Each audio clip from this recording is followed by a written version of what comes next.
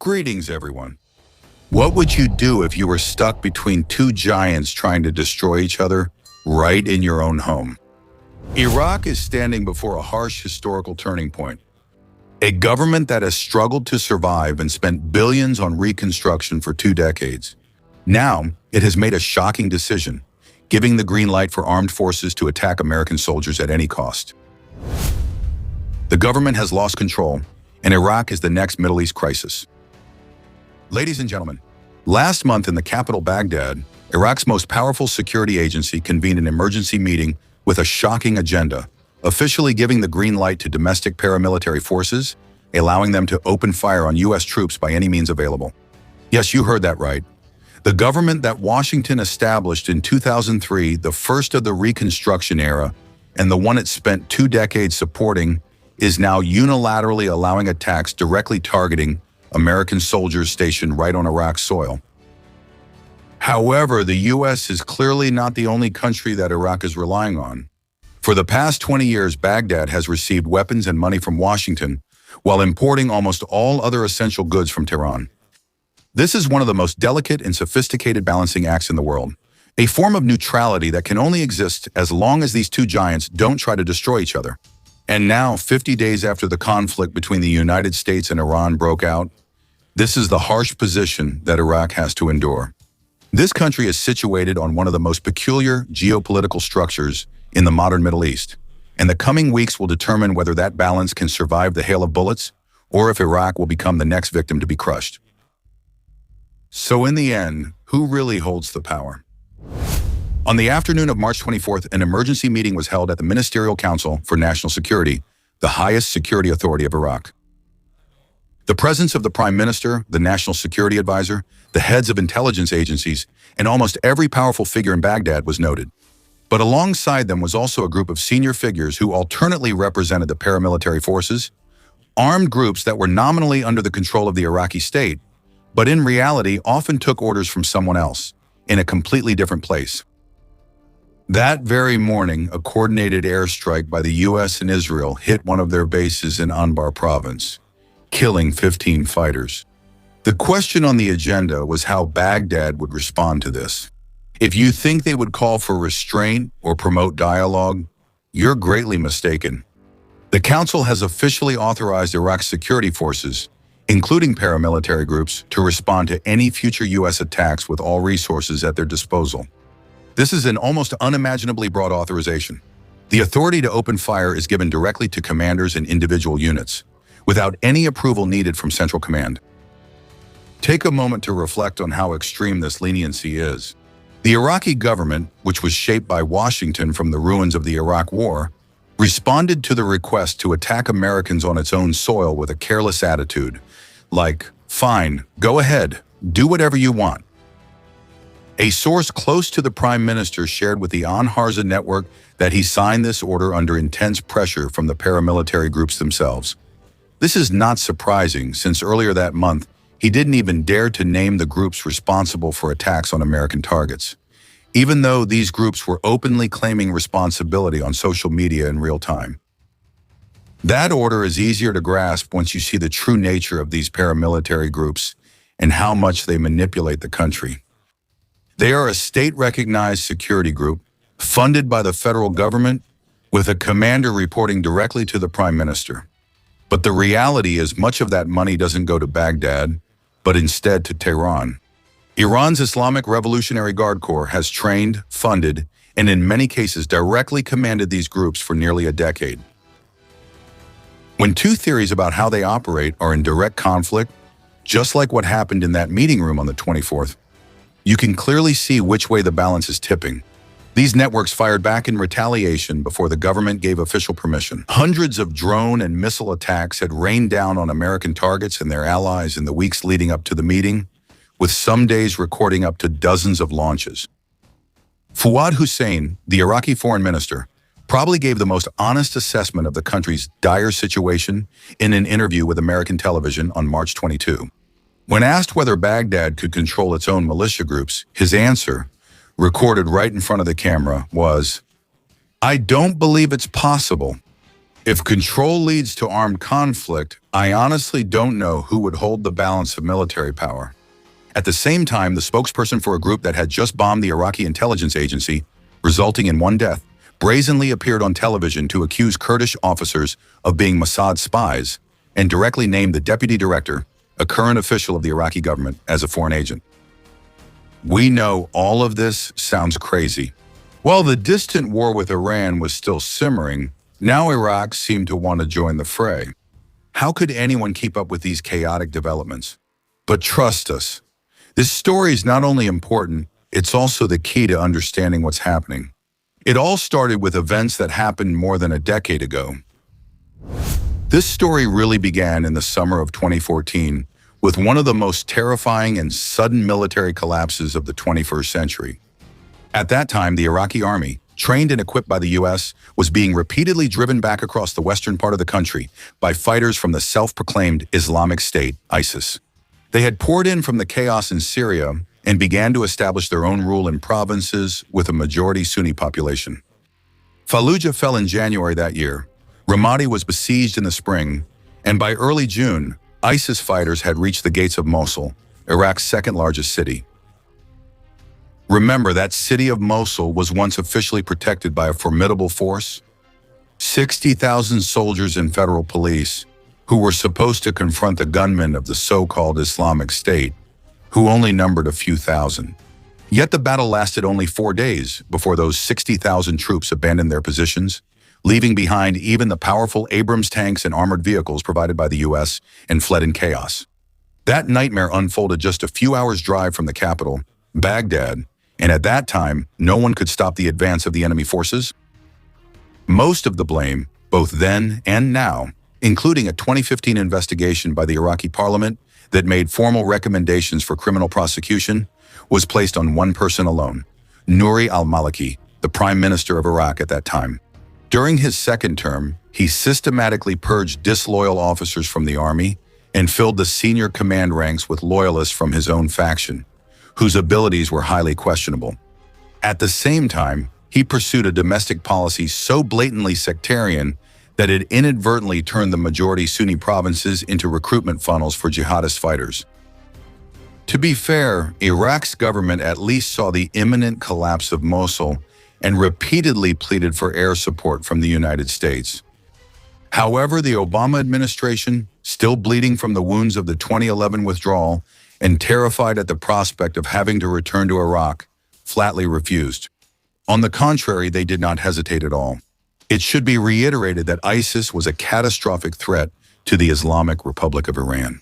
Just a few days after Mosul fell, the commander of the Quds force, Qasem Soleimani, was said to be on a flight to Baghdad, bringing along advisors, weapons, and cash, of course, all with certain conditions attached. In that critical situation, the Iraqi government really had no other choice.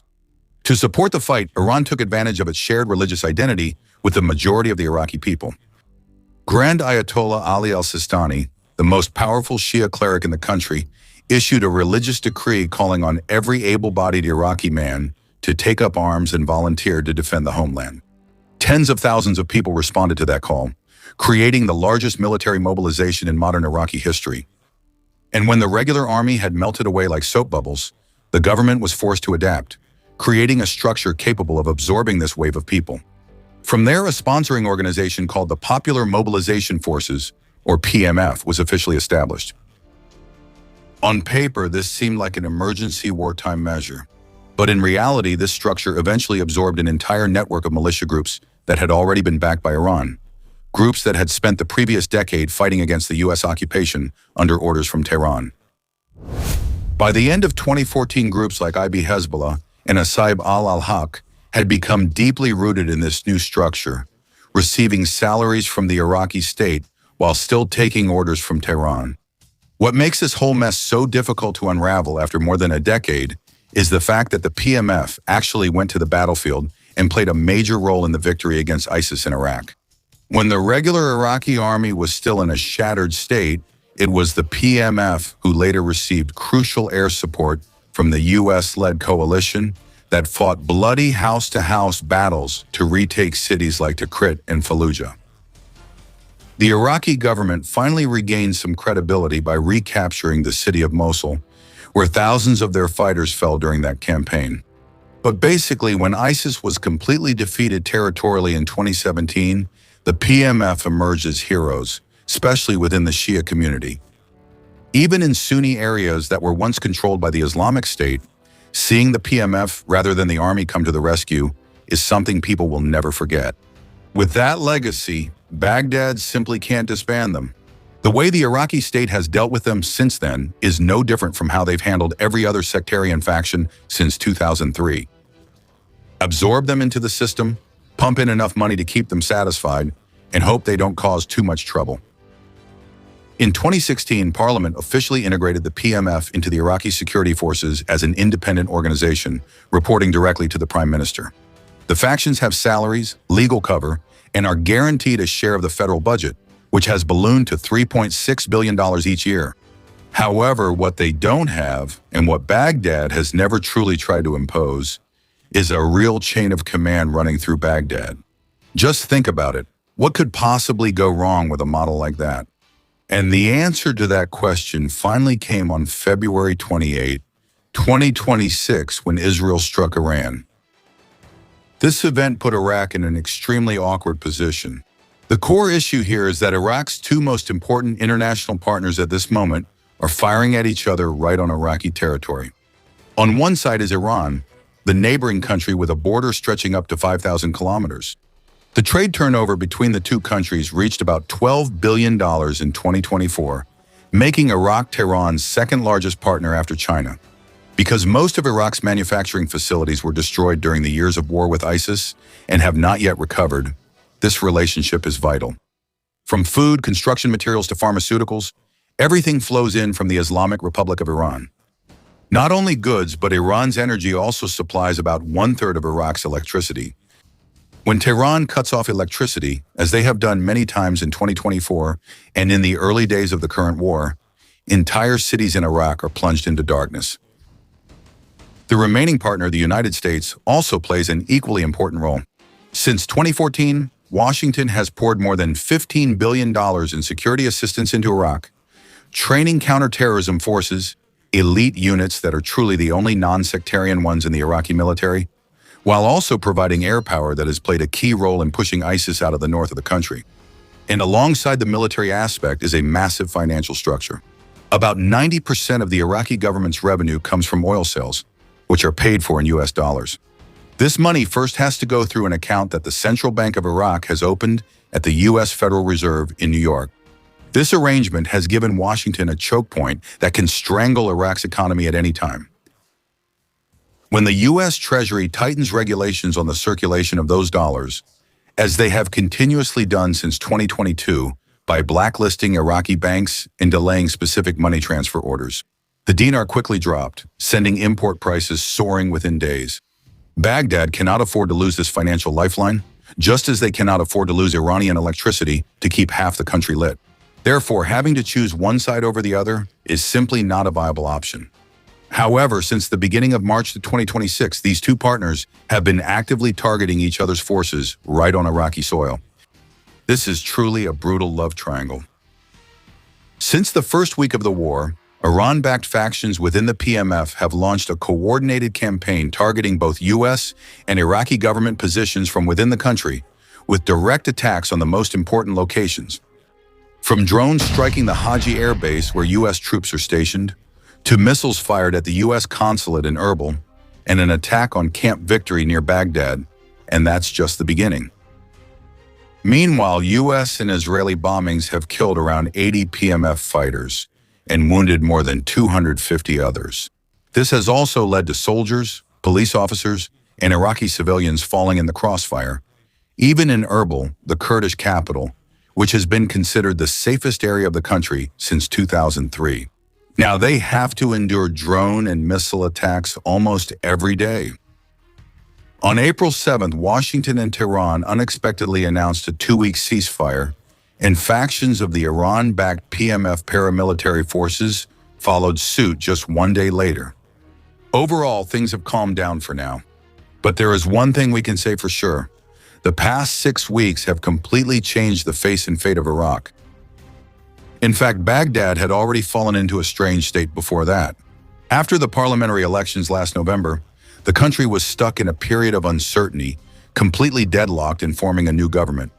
The crux of this stagnation lies in the fact that the largest bloc in parliament is focusing its support on a very familiar figure, Mr. Nouri al-Maliki, to become the next prime minister. Yes, you heard that right. It's Nouri al-Maliki, the man who, in his previous term, allowed the rise of ISIS and witnessed the complete collapse of the Iraqi army. Currently, Mr. Sinani is still in office as the acting interim leader.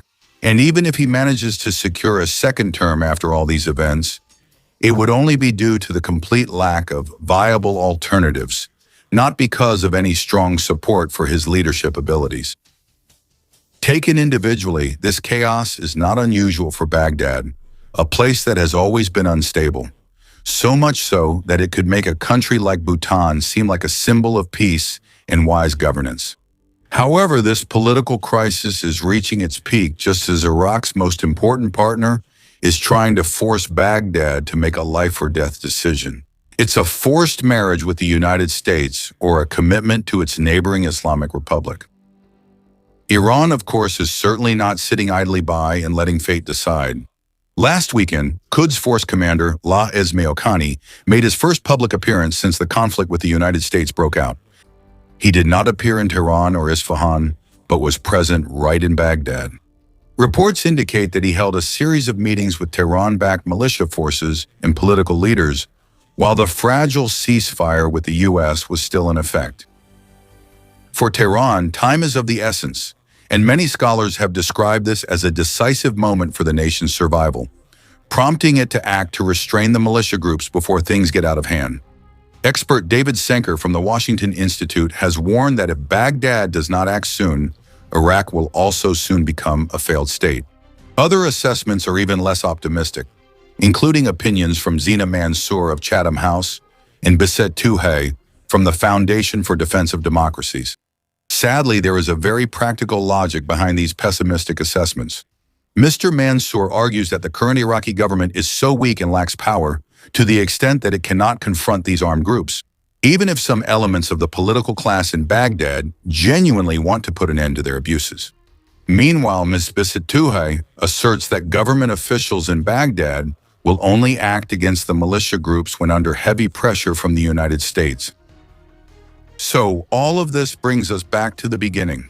When the smoke of war clears and Baghdad is finally forced to choose sides between the US and Iran, they may bitterly realize that the choice had already been decided beforehand. The wedding bells may have rung long ago in Tehran, and the entire ceremony has been meticulously planned by the very militias that the Iraqi government has been funding all this time. In your opinion, in the current context, how much autonomy does Baghdad still have over its own military? Or are they just puppets in the game of major powers?